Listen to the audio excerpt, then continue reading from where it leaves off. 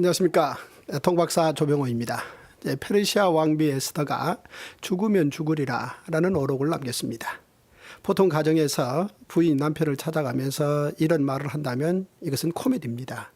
하지만 고대 정치사에서 왕비가 왕을 찾아가면서 이런 말을 한다는 건 최고의 정치입니다. 고대 정치와 현대 정치의 차이점이라고 할 수 있겠죠.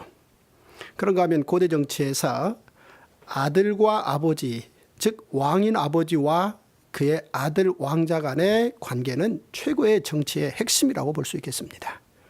현대 정치에서는 가급적이면 아버지와 아들이 서로 불가분의 관계를 갖는 것, 이것이 현대 사회의 이 정치가들이 가져가야 될 덕목 중에 하나이겠지만, 고대 정치에서는 왕인 아버지와 아들과의 관계는 너무나 밀접한 정치적인 관계다라는 사실을 먼저 염두에 두고 우리는 솔로몬의 이야기, 즉 다윗과 솔로몬 이야기를 살펴볼 필요가 있겠습니다. 먼저 다윗의 아들 솔로몬과 필리포스의 아들 알렉산더, 이 둘의 부자 사이는 몇 가지 공통점이 있습니다. 먼저 이 솔로몬과 알렉산더, 이 두 사람은 왕을 아버지로 두었다라는 첫 번째 공통점이 있고, 두 번째, 이 사람들의 아버지, 즉 다윗과 필리포스 2세는 군사 천재로서 소문난 사람들이라는 것입니다. 세 번째, 솔로몬과 알렉산더 둘 다 나이 20살에 왕이 되었다라는 두 사람의 공통점을 가지고 있다라는 사실을 알 수 있는 거죠. 먼저 시대가 좀 늦긴 합니다만은 이 알렉산더 왕이 20살에 왕 되어서 어떻게 그의 20대 정치를 이끌어갔는지 살펴보고, 이 내용을 기준으로 솔로몬을 살펴보는 건 아주 흥미로울 것입니다. 알렉산더가 그의 아버지 필리포스 2세의 뒤를 이어서 마게도니아의 통치자가 됩니다. 이 소문이 그리스 도시국가 전체에 퍼지자 그리스 도시국가에서 반란을 일으킵니다. 왜냐하면 필리포스 2세에 의해서 지배받고 있던 그리스의 도시국가들이 그의 아들 20살이 갓 된 알렉산더가 왕이 됐다라는 사실과 함께 기회다라고 판단한 것이죠. 아테네 출신의 한 웅변가가 연설을 하게 되는데, 이 사람의 이름은 데모스테네스입니다. 이 웅변가의 웅변 속에 20살 먹은 알렉산더를 아주 어린 왕, 아주 멍청한 왕이다라는 심한 표현을 쓰면서 그의 지배를 우리가 받을 수 있겠느냐, 이런 웅변을 하게 되고, 여기에 아테네, 스파르타, 테베 이런 도시국가들이 동조 반란을 일으키게 되는 것입니다.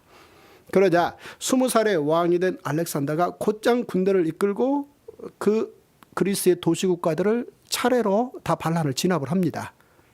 그리고 오히려 이 코린트라는 곳에 그 도시국가들의 주된 핵심들을 다 모아놓고 그곳에서 동맹을 맺습니다. 일찍이 그의 아버지 필리포스 2세가 마게도니아 왕으로서 그리스의 도시국가들을 지배하는 과정에서 코린트 협상을 통해서 그 지배력을 확고히 했는데, 20살 된 아들 알렉산더도 자기 아버지처럼 코린트에서 그들을 다 모아놓고, 물론 이 코린트는 성경의 고린도입니다. 모아놓고 자신의 이 지배에 대해서 확실하게 충성을 받아놓고 그리고 귀국합니다. 알렉산더는 곧장 군대를 이끌고 주변에 있는 야만인들을 점령한다라는 목표를 가지고 군대를 이끌고 도나우드 강 쪽으로 전선을 옮깁니다. 그곳에서 전쟁을 통해서 큰 승리를 거둡니다. 그런데 오히려 소문 나기는 알렉산더가 전쟁을 통해서 죽었다라는 소문이 퍼집니다. 그러자 다시 그리스의 도시국가들이 반란을 일으킵니다. 물론 이 반란의 핵심에는 테베라는 강력한 도시국가가 앞장섰던 것이죠. 그러자 알렉산더가 이 소식을 접하고 2주 만에 그 테베로 달려옵니다. 달려와서 테베와 본격적인 공성전을 치르는 거죠. 기록에 따를 것 같으면 알렉산더의 이 군인들이 그 견고한 테베성의 한쪽을 아주 줄기차게 공격합니다. 그리고 나서 군대가 들어가서 6천 명의 군인들을 한꺼번에 살육합니다. 그리고 어린이 또 할머니 노약자들 다 포함해서 테베에 살고 있는 3만여 명의 사람들을 노예로 팔아버려서 테베라는 도시국가에는 아예 황무지를 만들어 초토화를 시켜놓고 본보기를 보여주는 것이죠. 상황이 이렇게 되자 스파르타나 아테네 이런 도시국가에서 서둘러서 알렉산더에게 사절단을 보내서 우리가 잘못했다. 당신의 지배를 받겠다. 이렇게 철저하게 굴복하고 서약을 받게 되는 것이죠. 나이 20살에 왕이 된 알렉산더가 이렇게 잔인한 모습으로 자신의 지배의 기반을 튼튼히 하고 난 후 그리고 약 한 3만 7천여 명의 마게도니아 군사와 용병들 만여 명 해서 5만 명이 채 되지 않는 군인의 숫자를 이끌고 페르시아를 점령하기 위해서 에게해를 건너서 아시아로 건너왔다는 얘기죠. 20대의 그의 모습입니다.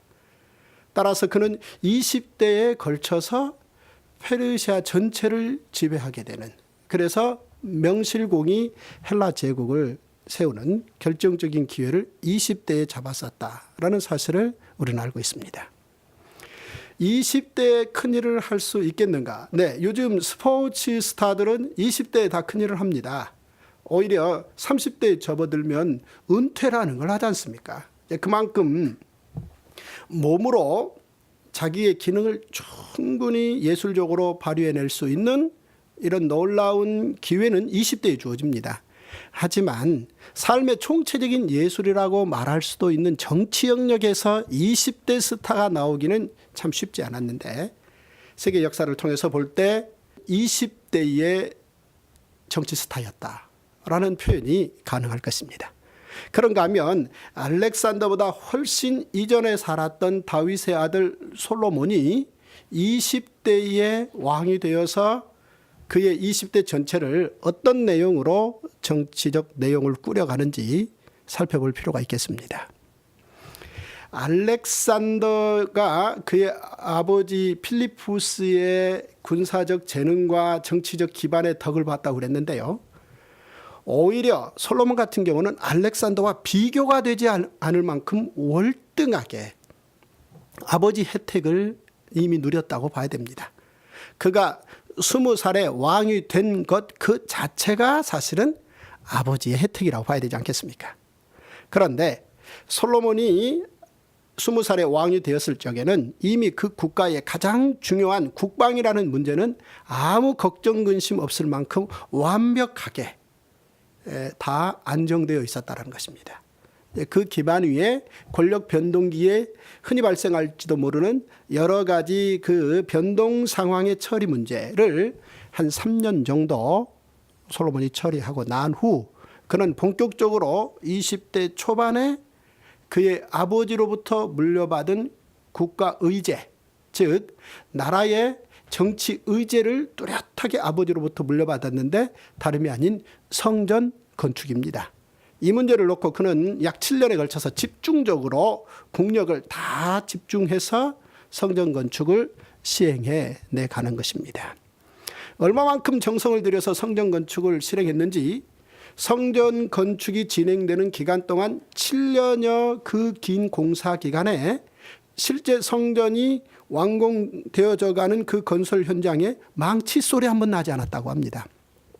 이유인즉슨 준비된 설계도대로 건축 자재들을 생산지에서 아주 꼼꼼하게 치수를 정확하게 재서 재단을 해서 가지고 와서 정작 성전을 건축하는 그 건축 현장에서는 조용조용히 짜맞추는 형식으로 7년 동안 그 거대한 공사를 이끌어냈다는 것입니다.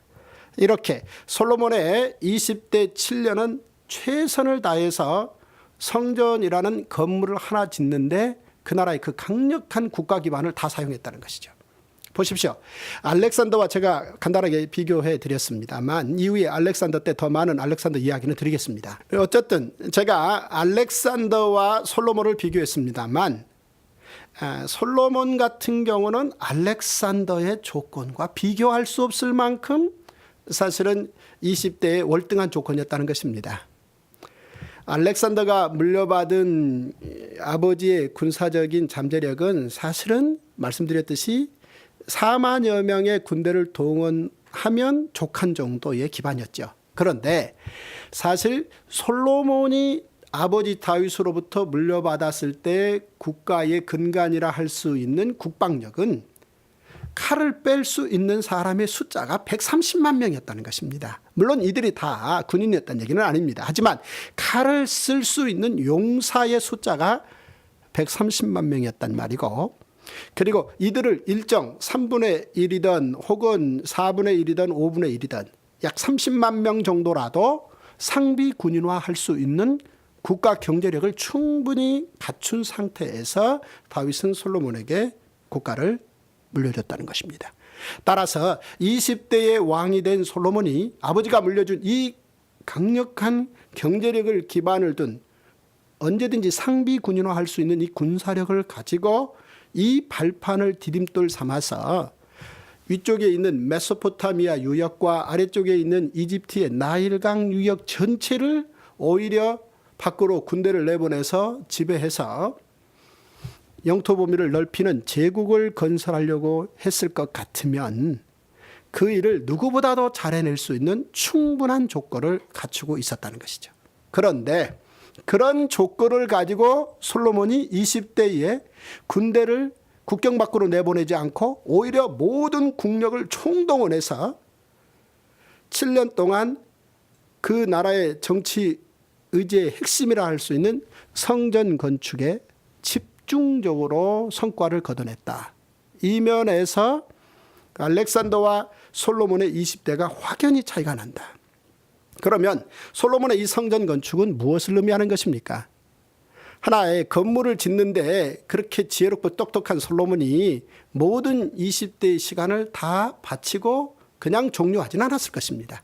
충분한 생각이 있으니까, 아주 크고 놀라운 생각이 있으니까 오히려 건물 하나 완성하는데 그 자신과 국가 역량을 총집결시켰다라고 해석해야 될 것입니다. 그렇다면 그 솔로몬의 깊은 생각 속에 어떤 정치적 의제가 있었던 것입니까?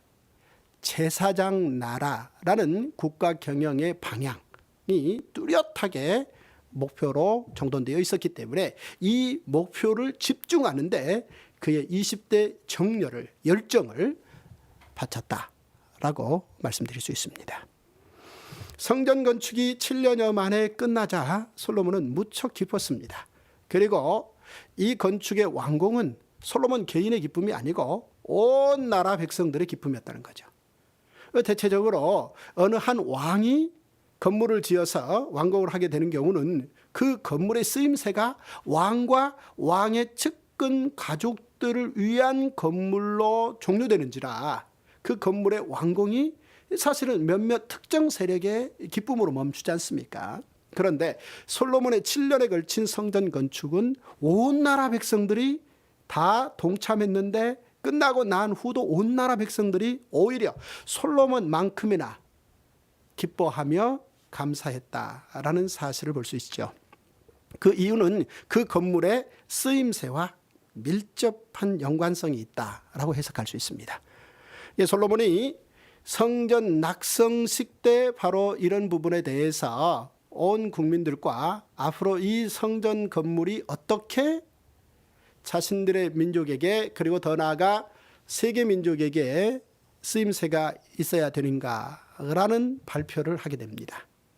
성전 낙성식의 이 예식은요, 아브라함 이후에 1000년의 시간 동안 그리고 솔로몬 이후에 우리 예수님 때까지 1000년 해서 약 한 2000년의 그 민족의 역사를 통해서 볼 때 가장 월등한 규모 있는 국가 세레모니였다라고 평가가 되어지는데요. 그 내용이 실로 대단했습니다. 이를테면은 전국에 있는 모든 백성들이 이 소를 22,000마리를 가지고 와서 잡아서 번제로 하나님께 바치는, 그 외에 더 많은 짐승들이 동원되었고 일주일 동안 그 행사를 진행하는 과정이 얼마나 그 규모가 장엄하고 대단했는지는 성경 열왕기 상해 기록에 가서 보면 낱낱이 기록되어 나오니까 여러분들이 한번 살펴보시면 아주 흥미로울 것이라 생각합니다. 바로 이때 솔로몬이 성전 낙성식 기도의 형식을 통해서 그의 국가가 어떤 방향으로 경영되어져야 되는지 선언하는 국제정치 선언문을 발표하게 됐다라는 사실을 볼 수 있습니다. 그 내용의 한 토막인 즉 이렇습니다.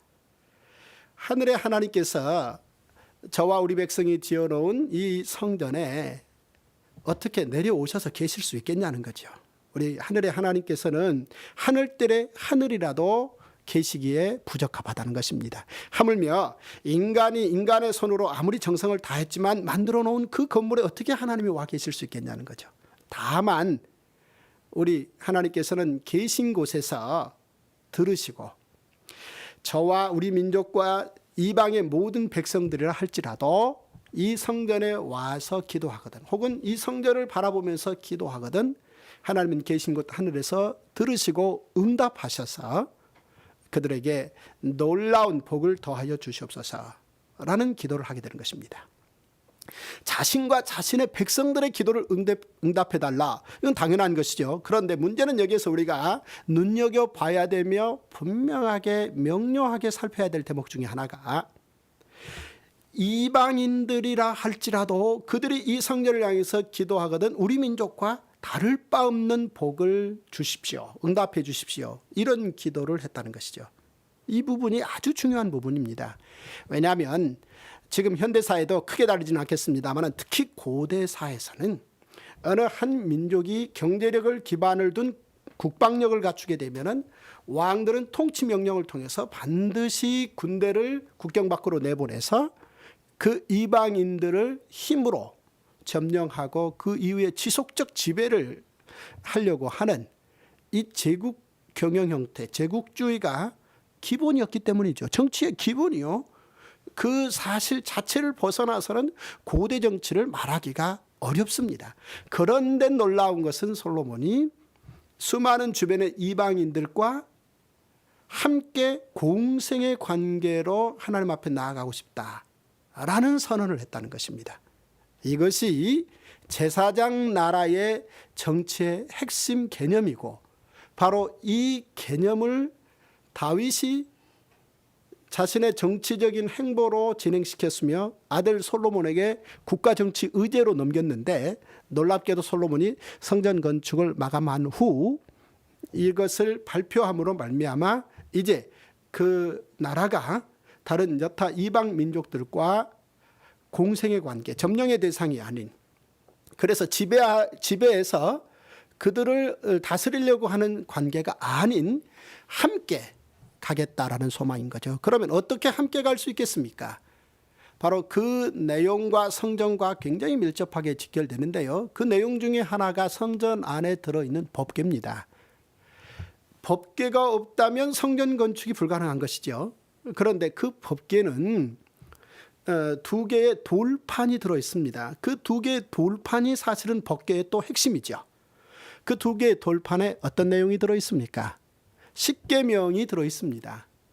일찍이 솔로몬이 성전을 건축하기 500여 년 전 히브리 백성이 애굽에서 출애굽한 후 시내산에서 1년간 머물 때 하나님께서 모세를 통해서 그 민족에게 법을 주셨고 그 법의 핵심 내용이라 할 수 있는 십계명을 돌판에 새겼고 그렇게 해서 새겨진 두 돌판이 법궤 안에 들어가게 되었고 그렇게 해서 가끔 여기저기 옮겨다니면서 여호와의 이름을 두려고 택한 곳이라 여겨졌던 그 법궤를 예루살렘에 다윗 때 모셔놓고 솔로몬이 바로 그 법궤를 더 이상 움직이지 않아도 되는 건축물을 세웠고 이것을 일컬어 성전이라고 말하는 것이죠. 그렇다면 성전의 핵심은 법입니다. 그러면 그 법의 내용이 무엇이길래 그렇게도 솔로몬이 중요하게 여기며 이 법의 내용을 가지고 이방 민족들 즉 자기 민족이 아닌 다른 여타 민족들과 가장 월등한 미래적 관계를 그 법에 기반해서 증진시키겠다는 것이냐. 그 부분이 중요하지 않겠습니까? 자, 십계명에 반포되는 그 상황을 잠깐 보면 이렇습니다.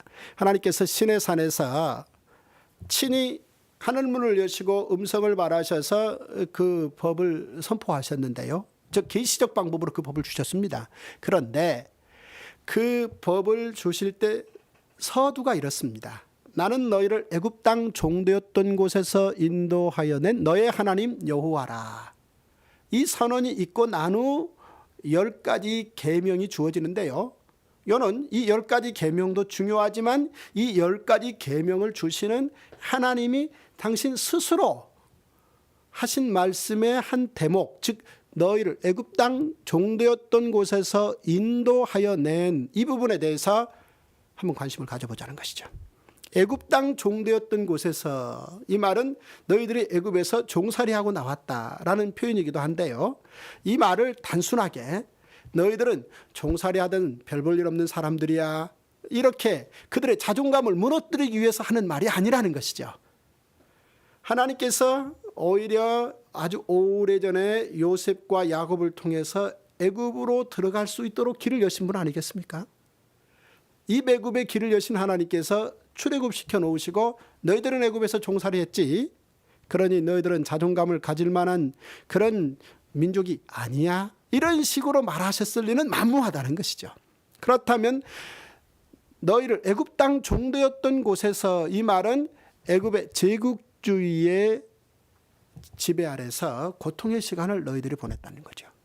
그렇게 하고 나왔으니까 이제는 한 민족이 되어서 또 다른 민족을 지배할 수 있는 제국주의적 역량을 키워라. 그러기 위해서 이 법을 주는 거다. 그런 얘기가 아니라는 것입니다.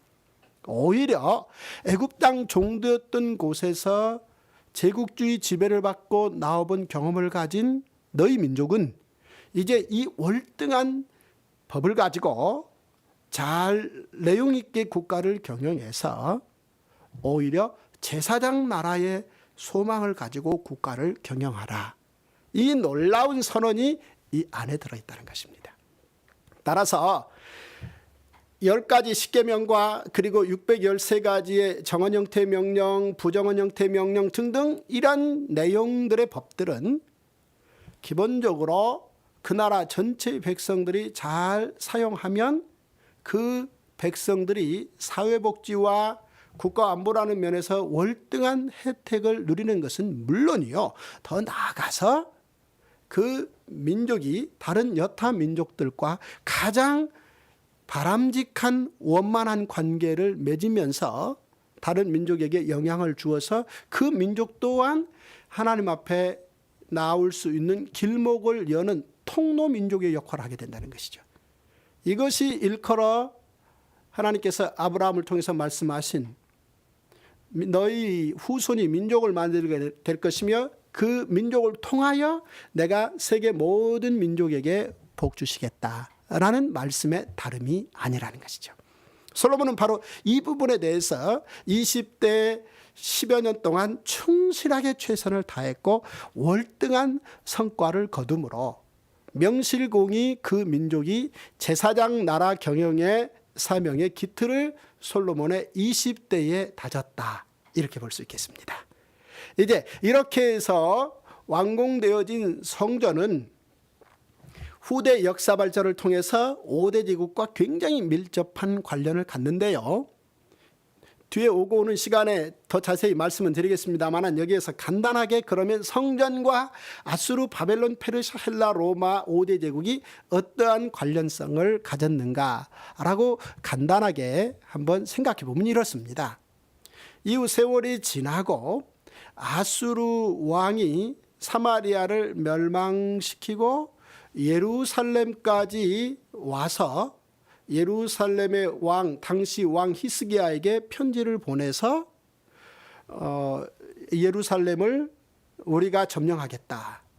너희 하나님께서 사마리아를 지키지 못했는데 예루살렘도 지키지 못할 것이다 라는 왕의 통치 조서를 아수르 왕이 히스기야에게 보내게 되고, 히스기야 왕이 그 통치 조서를 들고 성전에 올라가서 하나님 앞에 펼쳐놓고 기도했던 기록이 나와 있습니다.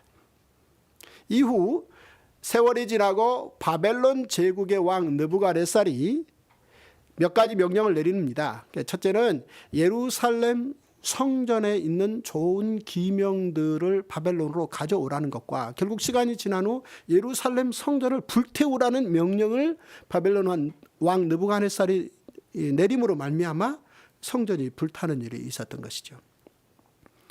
이후 좀 더 세월이 지난 후 페르시아의 왕 고레스, 키루스 2세인데 성경에서는 고레스라고 표현하고 있습니다.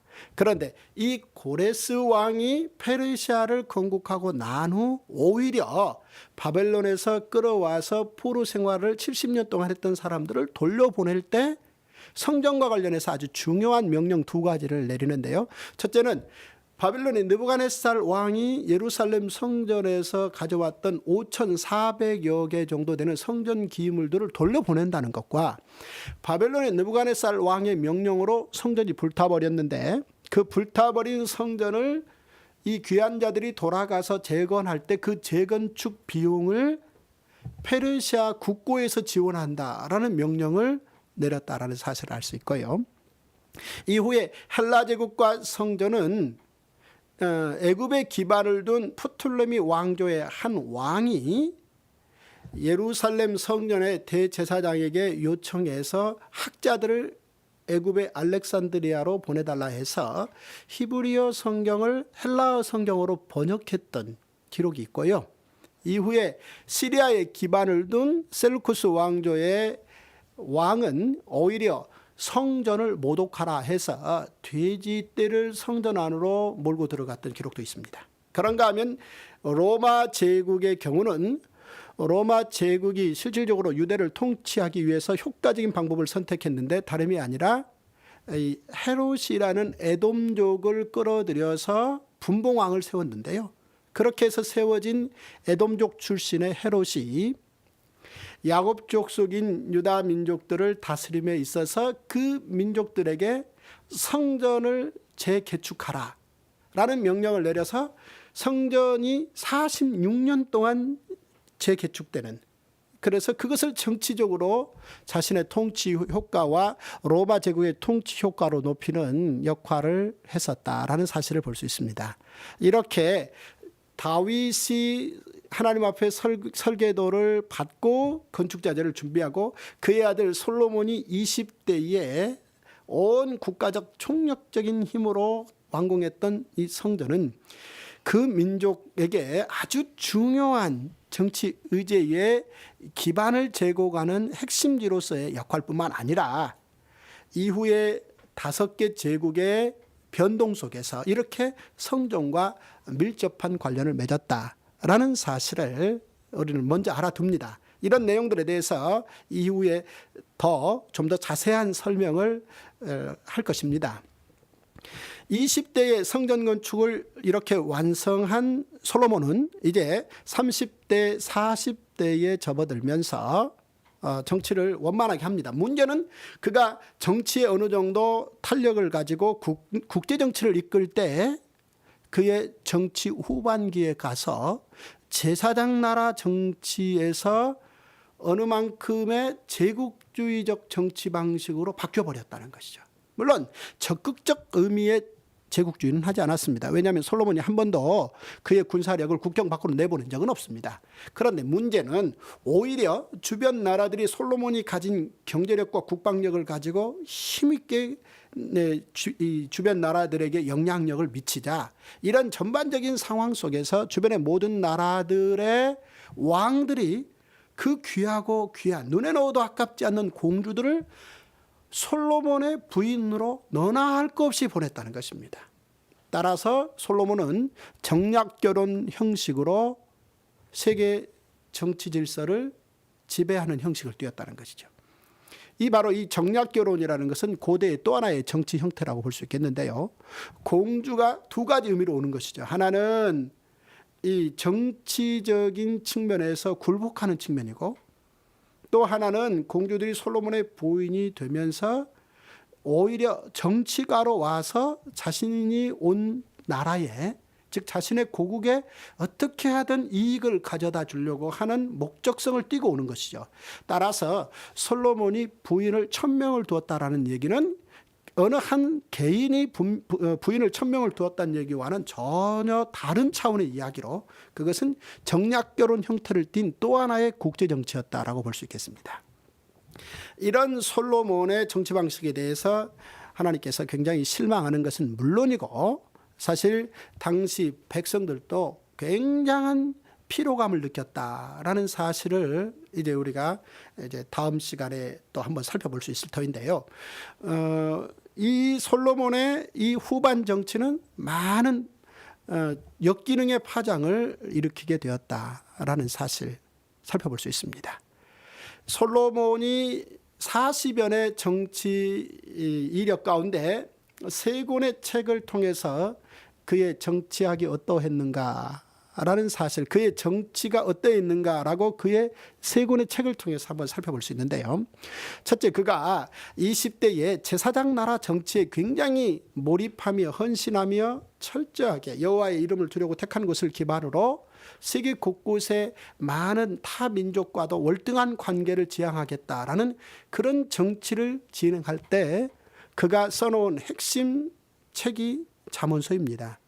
그런 거로 제사장 나라 소망을 담은 그의 아주 중요한 정치 역적, 먼저 첫 번째 책은 잠언서라고 볼 수 있겠고요. 그런가 하면 그의 정략 결혼 형태로 국제정치를 주도하고 있을 때, 그때 말씀드렸듯이 굉장히 피곤감을 느낍니다. 개인도 말입니다.